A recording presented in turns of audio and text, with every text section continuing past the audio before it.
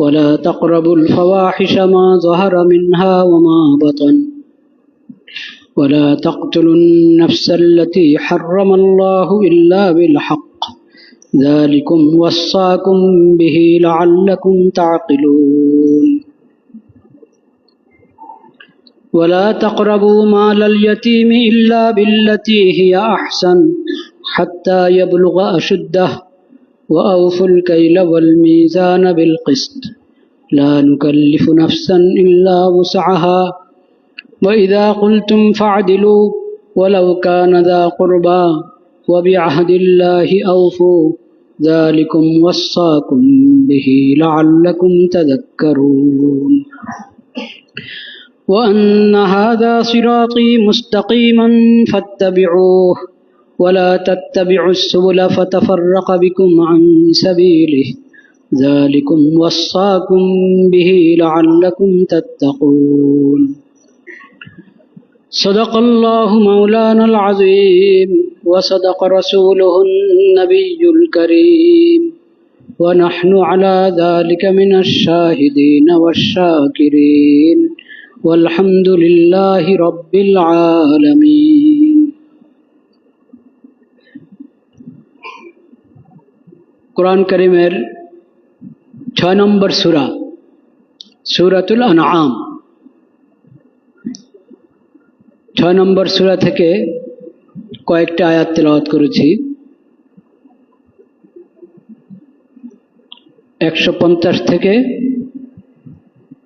151 থেকে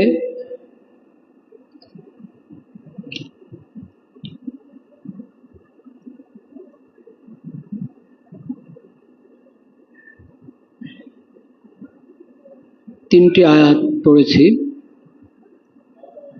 153 নম্বর পর্যন্ত। এই আয়াতগুলোতে আল্লাহ রাব্বুল আলামিন আমাদের প্রতি কি কি হারাম করেছেন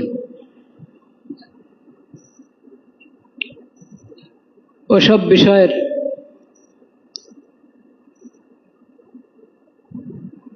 বিষয় থেকে 10টি বিষয় আল্লাহ তাআলা এখানে এই 3 আয়াতের মধ্যে ইরশাদ করেছেন। আল্লাহ রাব্বুল আলামিন বলেন, হে নবী, আপনি সবাইকে বলেন, তাআলাও, আসো তোমরা, আতলু মা হাররামা রাব্বুকুম আলাইকুম, তোমাদের রব তোমাদের উপর কি কি হারাম করেছেন আমি তোমাদেরকে পড়ে শোনাই, আল্লাহর কালাম থেকে তেলাওয়াত করে শোনাই, তোমরা আসো। আল্লাহ তুশরিকু বিহি শাইআ, আল্লাহর সবচেয়ে বড় নিষেধ, আল্লাহ যা হারাম করেছেন সবচেয়ে ভয়াবহ এবং সবচেয়ে কঠিন হারাম অপরাধ হলো আল্লাহর সঙ্গে শিরিক করা। আল্লাহর সঙ্গে কি করা? শিরিক করা। লা তুশরিকু বিহি শাইআ, আল্লাহর সঙ্গে কাউকে কোনো কিছুকে তোমরা শরীক করবে না। তাওহীদ, লা ইলাহা ইল্লাল্লাহ, আশহাদু আল লা ইলাহা ইল্লাল্লাহ ওয়াহদাহু লা শারীকা লাহু, লা তুশরিকু বিহি শাইআ, আল্লাহর সঙ্গে কোনো কিছুকে কোনো কাউকে শরীক করবে না।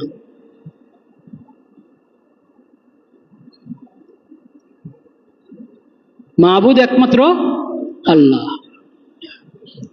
অন্য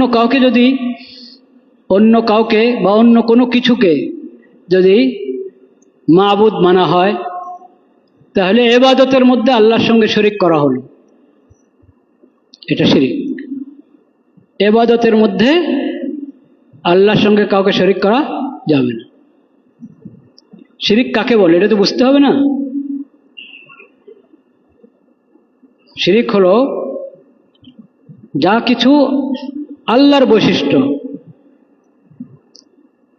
সেই বৈশিষ্ট্য অন্যের জন্য সাব্যস্ত করা, এটা শিরিক। যেটা একমাত্র আল্লাহর হক এটা অন্যের জন্য প্রয়োগ করা, এটা কি? শিরিক। ইবাদত একমাত্র কার জন্য? আল্লাহর জন্য। তো অন্য কারো ইবাদত করলে শিরিক। এটা হলো শিরকে আকবার, শিরকে জলি, সবচেয়ে বড় শিরিক, স্পষ্ট শিরিক। এই শিরিকের ঠিকানা জাহান্নাম। এই শিরিক এবং শিরিককারীর ঠিকানা কোথায়? জাহান্নাম। লা তুশরিকু বিহি শাইআ। এজন্য আমরা সূরা ফাতিহাতে কি বলি? ইয়াকা না'বুদু, আল্লাহ আমরা একমাত্র আপনার ইবাদত করি। এরকম ভাবে প্রার্থনা, দোয়া, এটা একমাত্র কার দরবারে? আল্লাহর দরবারে। আমরা কাউকে, কোনো আল্লাহর কোনো নেক বান্দাকে আল্লাহর কাছে আমার জন্য দোয়া করার জন্য বলতে পারি, একটু আল্লাহর কাছে আমার জন্য দোয়া করেন। আপনি যখন হাত উঠান আল্লাহর দরবারে, আমার জন্য কিছু বলবেন।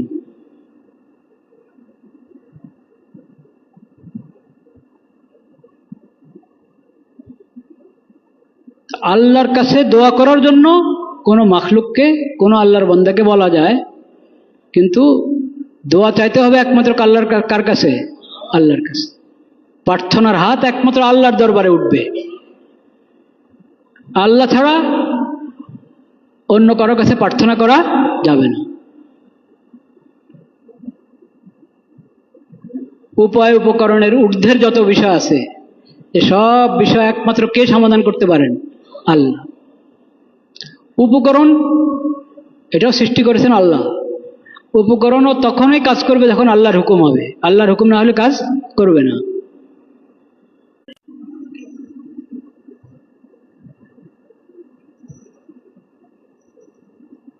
তো প্রার্থনা একমাত্র আল্লাহর দরবারে।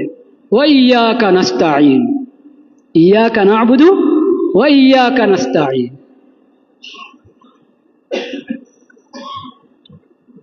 এরকম ভাবে শরীয়ত দান করা, বিধান দান করা কার হক? আল্লাহর হক।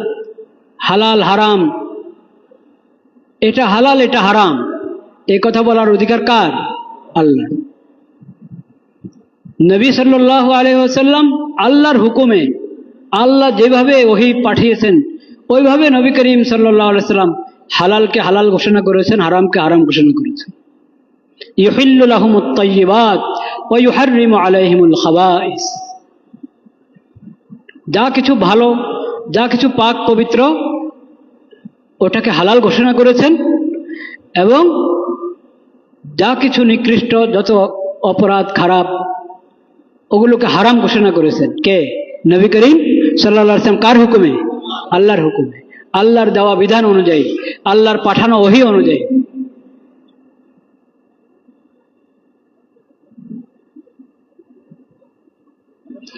এখন যদি হালাল হারামের ক্ষেত্রে অন্য কাউকে শরীক করা হয়, অমুক ইজম, অমুক সংস্থা, অমুক ব্যক্তি যেটা হালাল বলবে সেটা হালাম, যেটা হারাম বলবে সেটা হারাম, তাহলে এটা শিরিক হবে কিনা? শিরিক হবে। হালাল হারাম কার হাতে? আল্লাহর। ওয়ালা তাসিফ ওয়ালা ওয়ালা ওয়ালা তাকুলু লিমা তাসিফু আলসিনাতুকুম হাদা হালালুন ওয়া হাদা হারাম।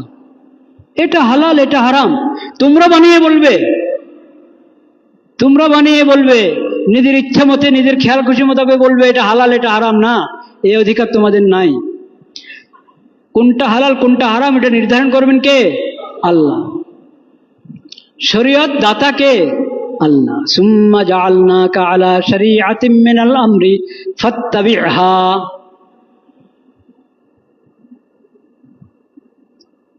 আল্লাহ শরীয়ত দিয়েছেন।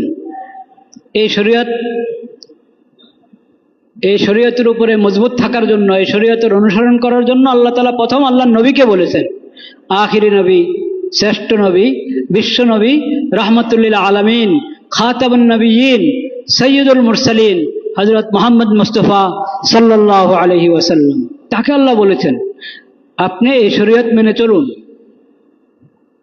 এই শরীয়ত ছেড়ে অন্যদের খেয়াল খুশি অনুসারে চলবেন না।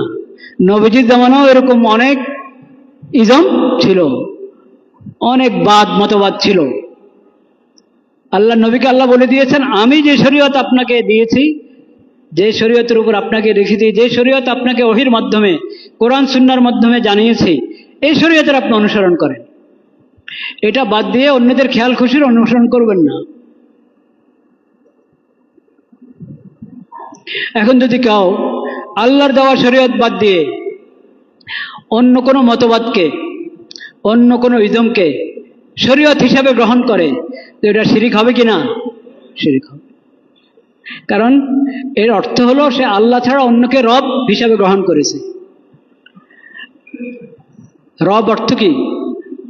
সৃষ্টিকর্তা, পালনকর্তা এবং বিধানদাতা। সৃষ্টিকর্তা, পালনকর্তা, বিধানদাতা, যিনি একমাত্র যিনি ইবাদতের যোগ্য, মাবুদ, একমাত্র মাবুদ। যেহেতু তিনি একমাত্র খালেক, হায়াত মত তার হাতে, নফা নোকসান তার হাতে, সৃষ্টিও করেছেন তিনি, পরিচালনাও করেন তিনি। লাহুল খালকু ওয়া লাহুল আমরু, লাহুল খালকু ওয়াল আমর। সৃষ্টি তার এবং নির্দেশ তার। কাজে ইবাদতও তার হবে, শরীয়তও তার। লা তুশরিকু বিহি, আল্লাহ তুশরিকু বিহি শাইআ। আল্লাহ ছাড়া কাউকে রব হিসেবে গ্রহণ করো না, আল্লাহ ছাড়া কাউকে মাবুদ হিসেবে গ্রহণ করো না। আল্লাহ ছাড়া কাউকে মাবুদ হিসেবে গ্রহণ করো, তাও শিরিক। আল্লাহ ছাড়া কাউকে রব হিসেবে গ্রহণ করো, তাও কি হবে? শিরিক।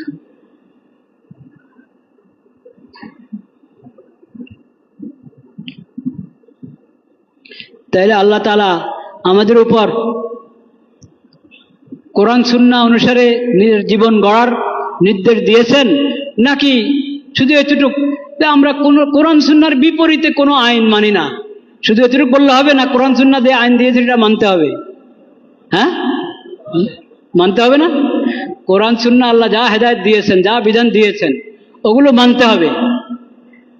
ওগুলো না মানলে দায়িত্ব পালন হবে? ঈমান পুরো হবে? ইসলাম পুরো হবে? কিন্তু এখন আপনি শুনবেন কোরআন সুন্নাহর বিপরীতে, ইসলামী শরীয়তের বিপরীতে কোনো আইন করবে না অমুক দল যদি ক্ষমতায় আসে, তারা কোরআন সুন্নাহর বিপরীতে কোনো আইন করবে না। কথা শেষ হলো না অর্ধেক কথা হলো? বলেন স্পষ্ট, এটা কি কথা পুরো হলো না অর্ধেক কথা হলো? অর্ধেক কথা। কোরআন সুন্নাহর বিপরীতে কোনো আইন করবে না, এতে দায়িত্ব শেষ হয় না। আপনি বলুন, আমরা ক্ষমতায় আসলে কোরআন সুন্নাহর বিধানগুলো বাস্তবায়ন করব।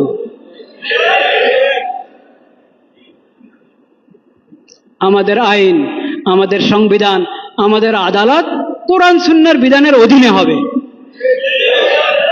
যেখানে কোরআন সুন্নাহ বিধান দিয়েছে সেখানে আলহামদুলিল্লাহ আলার রাস ওয়াল আইন,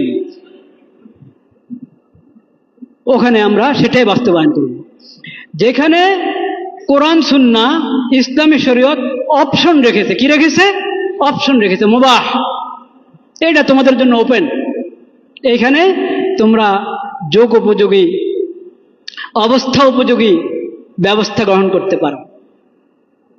এরকম অপশনস অনেক আছে ইসলামী শরীয়তে, যেগুলোকে বলা হয় মুবাহ। যেগুলোকে কি বলা হয়? মুবাহ।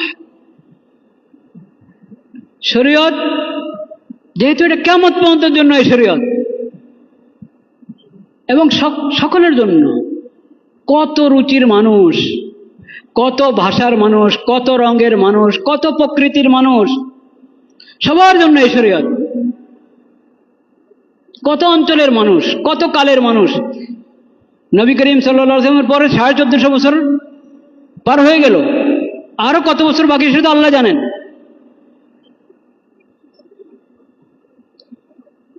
সবার জন্য একই শরীয়ত আল্লাহ তাআলা দান করেছেন। এজন্য আল্লাহ তাআলা শরীয়তকে অনেক সহজ সরল শরীয়ত দান করেছেন, ইজি। হালাতের যত পরিবর্তন হোক, অবস্থার যত পরিবর্তন হোক, মানুষের জন্য এই শরীয়ত কখনো কঠিন হবে না। বলেন আলহামদুলিল্লাহ। এজন্য এই শরীয়তের মধ্যে অপশন অনেক। মুবাহ, ফরজ আছে, হারাম আছে, হারাম, বাস এখানে হাত দিবা না, এটার থেকে দূরে থাকো। আল্লাহ ফরজ করেছেন, ফরজ লঙ্ঘন করবা না। হালাল হারামের এবং ফরজ এর যে সীমা আল্লাহ নির্ধারণ করে দিয়েছেন, ওই সীমা লঙ্ঘন করো না, ওই সীমার ভিতরে থাকো। এর বাইরে তোমাদের জন্য অনেক ছাড় আছে, অনেক কি আছে? ছাড়। ওটাকে বলা হয়েছে মুবাহ, ওটাকে বলা হয়েছে আফ, আল আফু, আইন ফা ওয়াও। আফুন মানে হলো ছাড়। শরীয়তের বিধানের মধ্যে শত ছাড়। যেখানে আল্লাহ রসুল ছাড় দিয়েছেন, আল ইসলামী শরীয়তে ছাড় দেওয়া আছে, সেখানে নিজেদের মন মতে পরামর্শ করে যেটা যখন যেই এলাকায় যেই জমানায় যেটা উপযুক্ত সেটা করো। ওই ছাড় তো আছে, সেটার জন্য সংসদ, সেটার জন্য কি সংসদ। যেখানে আল্লাহ অপশন রেখে দিয়েছেন, সেখানে আমাদের এই জমানায়, এই আমলে, এই পরিবেশে কোনটা হলে ভালো হয় সেটা আমরা মুশাওয়ারা করে ঠিক করব। এটা হলো সংসদের কাজ। যেখানে আল্লাহ তাআলা বিধান দিয়ে দিয়েছেন, হালাল হারামের ফরজ করে দিয়েছেন, এটা হারাম ঘোষণা করে দিয়েছেন, সেখানে সংসদের কাজ হলো ওটাকে প্রয়োগ করা, বাস্তবায়ন করা। ওটা নিয়ে ফিকির করবে, আচ্ছা আমরা কি করতে পারি দেখি। এরকম যদি চিন্তা করে যে শরীয়তটা বলছে, আমরা আমাদেরটা দেখি, তাহলে কি ওদের ঈমান আছে? কখনো ঈমান নেই।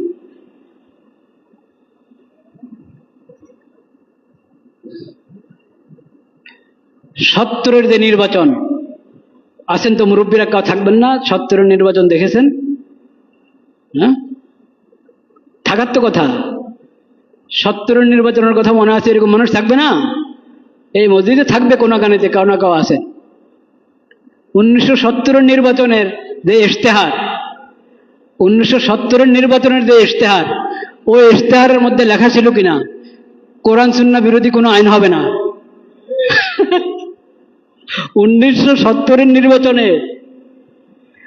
নির্বাচনী ইশতেহারে লেখা ছিল যে কি করবে না, কোরআন সুন্নাহর বিপরীত কোনো আইন হবে না। 70 নির্বাচন হয়েছে, যৌথ নির্বাচন, পশ্চিম পাকিস্তান পূর্ব পাকিস্তান। কিন্তু সেই নির্বাচনের পরে ইনসাফ করা হয় নাই। যে ভোট বেশি পেয়েছে তাকে ক্ষমতা দিতে চাওয়া হয় নাই।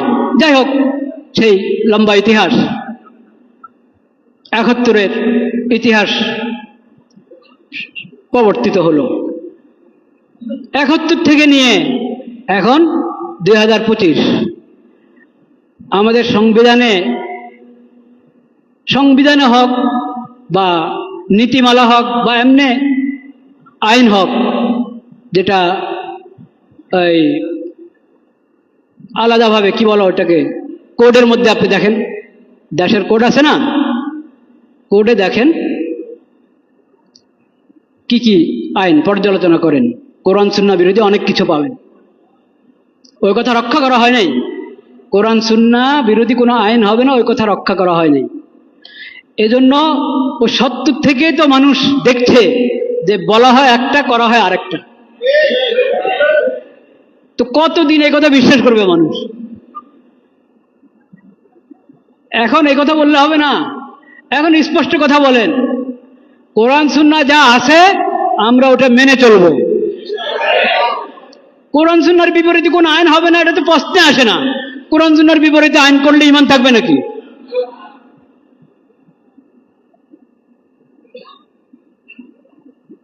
বলতে হবে কোরআন সুন্নাহর বিধানগুলো আমরা মেনে চলবো, বাস্তবায়ন করব। আল্লাহ তাআলা সেই সৎ সাহস দান করেন।